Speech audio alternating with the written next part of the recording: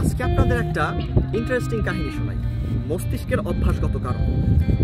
আসলে আমাদের সবার মস্তিষ্কই কমফোর্ট জোনে থাকতে চায়। কেন এমনটা হয়?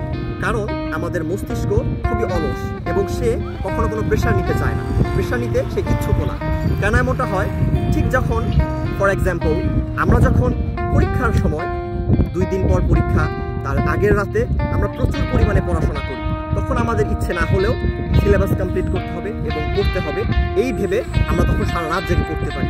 বাট ঠিক পরক্ষণেই দুষ্টু ছেলেটি 6 মাস আগেও অথবা 4 মাস আগেও সেমিস্টারের পড়া বা কোনো রকমের সিলেবাস সে কমপ্লিট করে না, কারণ তার ব্রেন তাকে সবসময় সিগন্যাল দিতে থাকে যে সে পড়ার জন্য আরও পরবর্তীতে অনেক সময় পাবে।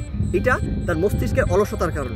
এই জন্য আমাদের প্রত্যেকেরই উচিত মস্তিষ্ককে কাজে লাগানো এবং আমাদের কমফোর্ট জোন থেকে বেরিয়ে আমাদের মস্তিষ্ককে অলসতা থেকে দূরে সরে এসে আমাদের মস্তিষ্ককে পরিশ্রমী এবং হার্ড ওয়ার্ক করতে অভ্যস্ত করে গড়ে তোলা। এটা আমাদের জন্য, মস্তিষ্কের জন্য সর্বোচ্চাইতে এবং সর্বোচ্চ উপেক্ষা করে এটা ভালো একটি কাজ হতে পারে।